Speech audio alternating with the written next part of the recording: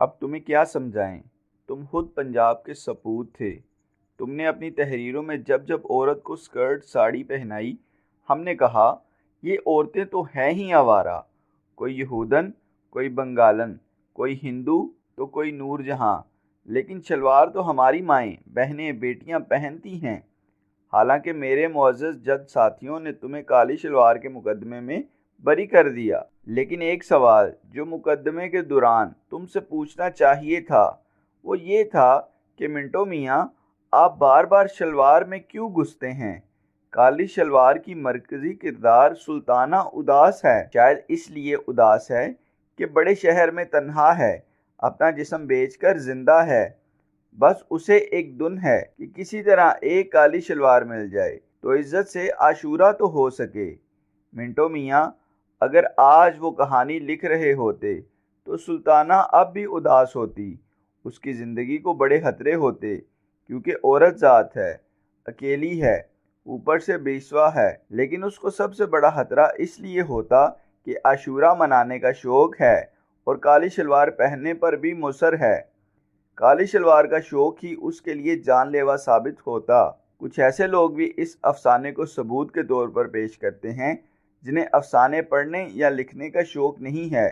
وہ کہتے ہیں دیکھا، ہم نے جو پہلے ہی بتا دیا تھا کہ عاشورہ منانے والے سب نعوذ باللہ سلطانہ کی طرح رنڈیاں ہیں۔ عاشورہ منانے والے کہتے ہیں کہ منٹو کو کروڑوں مومنین میں صرف ایک بیسوا ہی نظر آئی۔ دیکھو، عدلیہ تو فرقہ واریت کے چکر میں پڑتی نہیں۔ ہمارے پاس تو اگر کوئی پیش بھی کیا جاتا ہے تو ہم تو یہی سمجھتے ہیں کہ اللہ کا کام ہی کر رہا ہے اور رہا کر دیتے ہیں۔ ہمیں کالی شلوار پر جو اعتراض تھا وہ نہ عاشورہ پہ تھا نہ کالے رنگ پر۔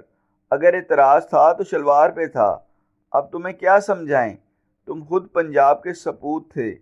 تم نے اپنی تحریروں میں جب جب عورت کو سکرٹ ساڑی پہنائی، ہم نے کہا یہ عورتیں تو ہے ہی آوارہ، کوئی یہودن، کوئی بنگالن، کوئی ہندو تو کوئی نور جہاں، لیکن شلوار تو ہماری مائیں بہنیں بیٹیاں پہنتی ہیں۔ اب تم کالی سکرٹ کہہ دیتے، کالی ساڑی یا کالا غرارہ بھی چل جاتا، کالی دھوتی بھی کہہ دیتے تو ہم سمجھتے کہ کوئی گاؤں کی الہڑ دوشیزہ صراط مستقیم سے ہٹ گئی ہے۔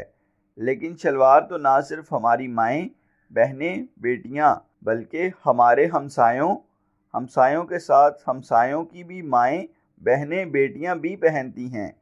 اب یہ کون چاہے گا کہ کہانی تو ایک بیسوا کی پڑھ رہا ہو اور ذہن میں اپنی ماؤں بہنوں کی شلواریں لہرا رہی ہوں۔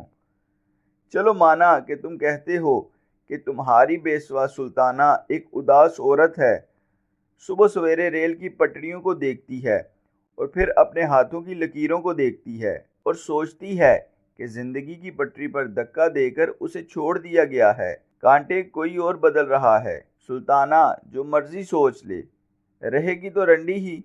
تم بار بار پوچھتے ہو کہ اس زندہ لاش کی کہانی کو کوئی فحش کیسے سمجھ سکتا ہے؟ کون ہے جو اس کہانی کو پڑھ کر سوچے گا کہ کہیں سے سلطانہ جیسی بیسوا ڈھونڈ کر لاتا ہوں؟ منٹو میاں، دلوں کا حال تو قادر مطلق ہی جانتا ہے۔ ہم تو صرف اتنا جانتے ہیں کہ جب ہم سلطانہ کی کالی شلوار کے بارے میں پڑھتے ہیں تو ہمیں صرف اپنی ماؤں بہنوں کی شلواریں ذہن میں آتی ہیں، اور بات جب شلوار سے شروع ہو تو وہاں پر نہیں رکتی، کھول دو تک جا پہنچتی ہے۔